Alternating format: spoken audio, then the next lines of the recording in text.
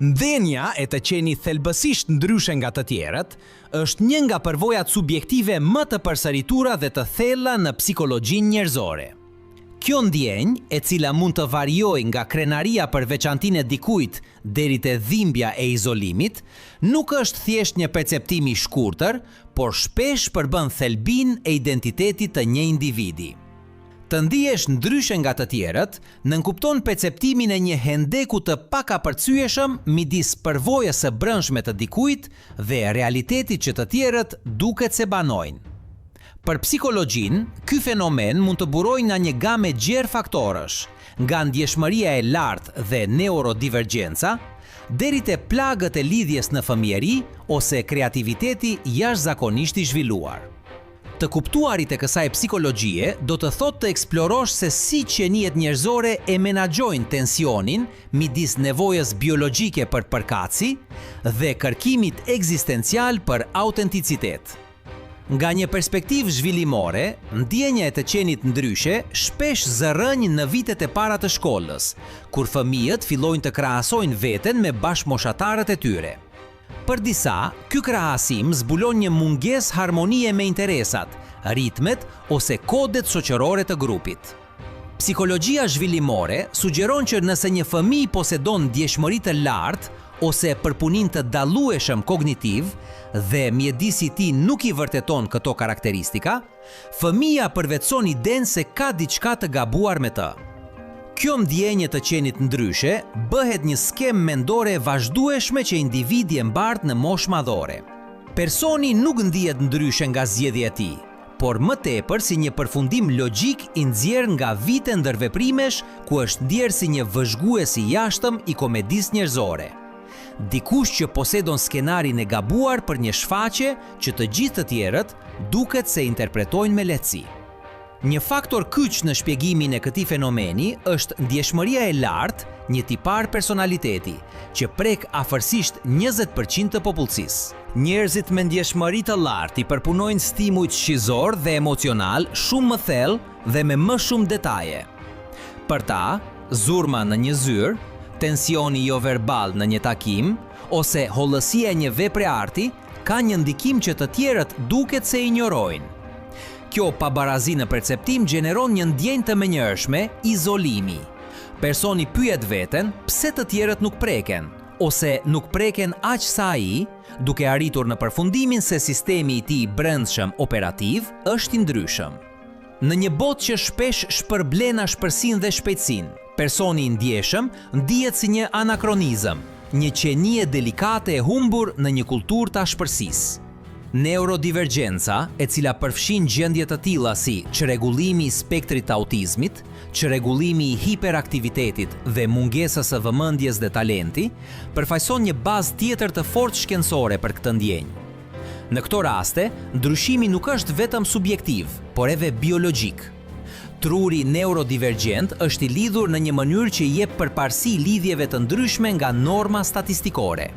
Një person i talentuar, për shembull, mund të përjetojë një asinkroni zhvillimore, ku intelekti i tij përparon me një shpejtësi që emocionet ose mjedisi i tij shoqëror nuk mund ta përballojnë.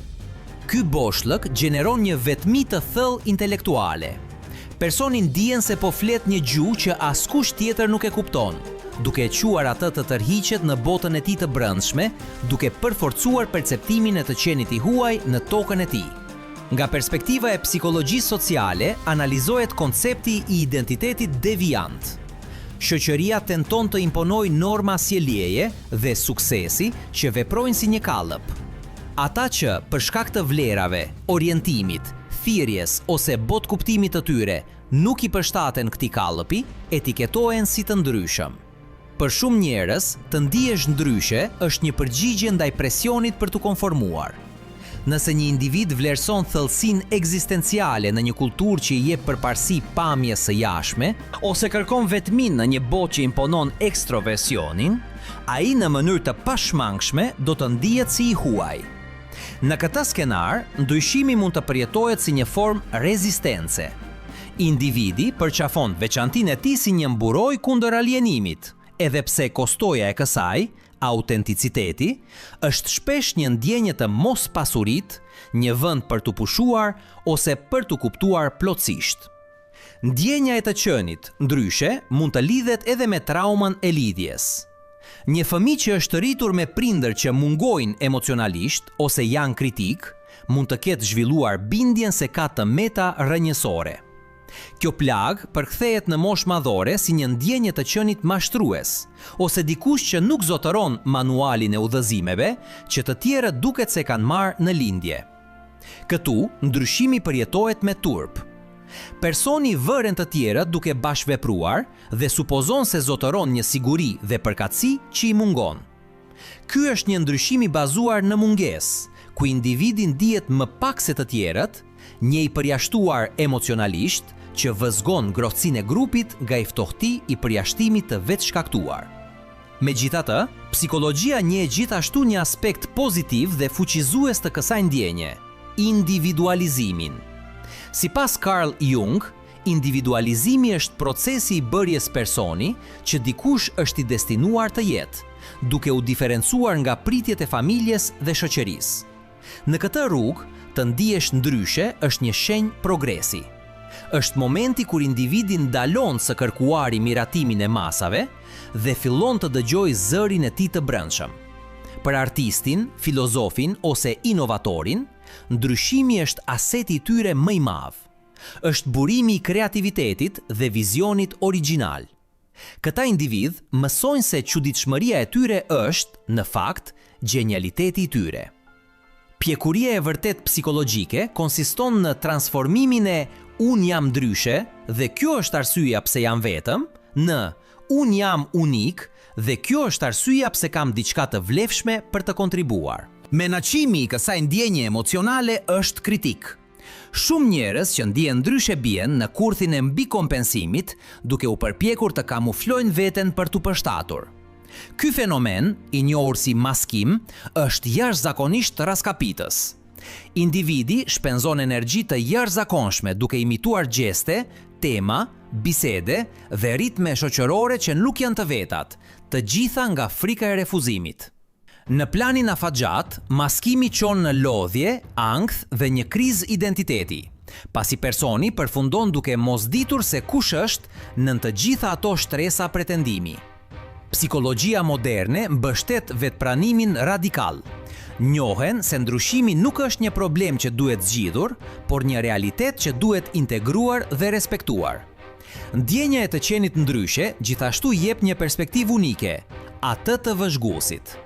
Duke mos qenë plotësisht të integruar në rrjedhën kryesore, këta individ shpesh ka një aftësi për analizë kritike dhe një empati për grupet e tjera të marginalizuara që të tjerëve u mungon.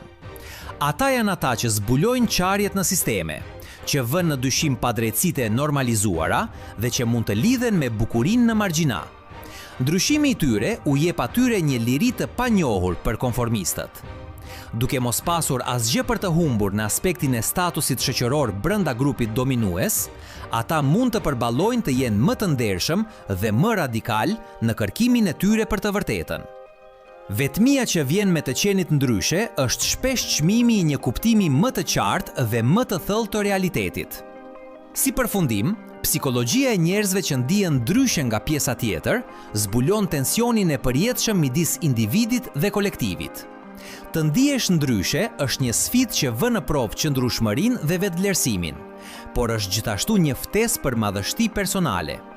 Pavarësisht nëse ky ndryshim buron nga biologjia, historia personale apo një zgjedhje e vetëdijshme vlerash, integrimi i tij është themelor për shëndetin manzor. Përmbushja e vërtetë nuk gjendet në përpjekjen për të qenë si të tjerët, por në guximin për të jetuar me dinjitet unikalitetin ton. Në fund të ditës, të gjithë jemi të ndryshëm në mënyrën tonë, dhe është pikërisht kjo larmi perspektivash që pasuron strukturën e njerëzimit. Udhëtimi përfundon kur një person zbulon se, megjithse ecën në një rrugë të ndryshme nga shumica, nuk ecën vetëm. Në thelësitë e ndryshimit të tij, ai has të gjitha ata që kanë pasur gjithashtu guximin të jenë vetvetja në një botë që kërkonte të kundërtën. Ky kulminacion i udhëtimit të brendshëm përfaqëson kalimin nga vetmia ekzistenciale në përkatësinë zgjedhore. Për pjesën më të madhe të jetës, individi që ndihet ndryshe e percepton rrugën e tij si një rrugë të ngushtë, të mjegullt dhe mbi të gjitha të vetmuar. Megjithatë, me arritjen e pjekurisë psikologjike, ndodh një ndryshim revolucionar në perspektivë. Zbulohet se ndryshimi nuk është një mur që na ndan nga njerëzimi, por një urë drejt një komuniteti më të thellë dhe më autentik.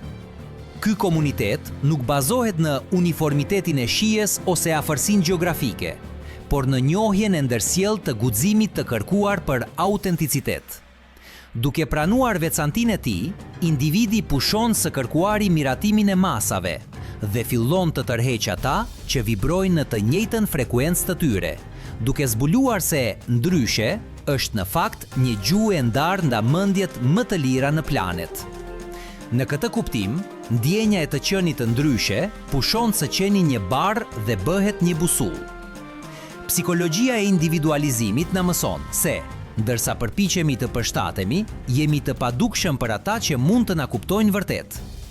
Duke përqafuar rrugën tonë të dallueshme, ne bëhemi të dukshëm për bashkëmoshatarët tanë. Është momenti kur artisti gjen patronin e tij, mendimtarin, bashkëbiseduesin e tij dhe shpirtin e vetmuar fisin e tij. Ky takim në thelësitë e ndryshimit është shumë më ushqes se sa çdo përkatësie e bazuar në konformitet, sepse bazohet në të qenit i parë për atë që është dhe jo për atë që duket se është. Vetmia nuk zhduket sepse kemi ndryshuar për të qenë si të tjerët, por sepse kemi gjetur të tjerë që, si ne, kanë hequr dorë gjithashtu nga forma e paraqaktuar. Ky proces ka një ndikim të drejtë për drejtë në neurobiologjinë e mirëqenies. Kur individët ndalojnë së luftuari kundër natyrës së tyre për t'u përpjekur të përshtaten, nivelet e kortizolit, të shoqëruara me stresin shoqëror të një identiteti të rem, bien në mënyrë dramatike.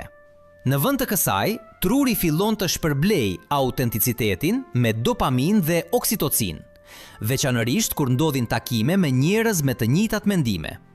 Ndjenja e mosecjes vetëm ofron një siguri ontologjike që i lejon individit të eksplorojë potencialin e tij të plot. Ata nuk humbasin më energji duke fshehur skajet e tyre të ashpra. Tani ata përdorin të njëjtën energji për t'i lustruar ato dhe për t'i zhdeluar në diamante. Diferenca që dikur shihej si një plag për t'u turpëruar, zbulohet si shenjë e një aristokracie të shpirtit. Ajo e atyre që guxuan të ishin besnik ndaj së vërtetës së tyre të brendshme. Të mësuarit për të ecur në këtë rrugë të ndryshme kërkon gjithashtu një ripërcaktim të suksesit shoqëror. Për personin që ndihet ndryshe, suksesi nuk është popularitet masiv, por thellësia e lidhjeve të tyre dhe integriteti i punës së jetës së tyre. Zbulimi se të tjerët ekzistojnë në situata të ngjashme, vepron si një faktor i fuqishëm validimi që psikologjia kolektive e quan universalitet. Duke ditur se të tjerët kanë ndjerë gjithashtu të njëjtën ftohtësi, të njëjtën moskuptim dhe të njëjtën dëshirë për diçka më shumë, individi rifiton besimin e tij në jetë. Diferenca bëhet një klub sekret, një rrjet i padukshëm njerëzish që, të shpërndar në të gjithë botën, e mbajnë gjallë flakën e diversitetit njerëzor. Kjo njohje është antidoti përfundimtar ndaj alienimit modern, sepse na mëson se njerëzimi i vërtet nuk qëndron në atë që na bën të njëjtë, por në aftësinë për të festuar atë që na bën unik. Në fund të fundit, ky udhtim na mëson se bota ka nevojë urgjente për ata që ecin në rrugë të ndryshme. Evolucioni i kulturës, shkencës dhe mendimit njerëzor është varur gjithmonë nga ata që nuk ndiheshin sikur i përkisnin. Duke gjetur bashkëmoshatarët e tyre, këta individ formojnë koalicione, inovacioni dhe ndryshimi që ecojnë shoqërinë përpara. Prandaj, zbulimi se nuk ecën vetëm është gjithashtu një thirrje për përgjegjësi sociale, detyra për ta përdorur atë ndryshim për të ndriçuar fushat që shumica i injorojnë. Udhtimi nuk përfundon në izolim aristokratik, por në një integrim më të lartë ku personi, duke qenë plotësisht vetvetja, i sjell botës një perspektivë që askush tjetër nuk mund ta ofrojë. Në atë sintezë midis vetmisë së pushtuar dhe lidhjes së rifituar, Njerëzimi më në fund gjen shtëpinë e tij, një vend ku ndryshimi i tij jo vetëm që pranohet, por festohet si vetë thelbi i ekzistencës së tij. Pëlqejeni, abonohuni dhe shpërndajeni. Deri herën tjetër.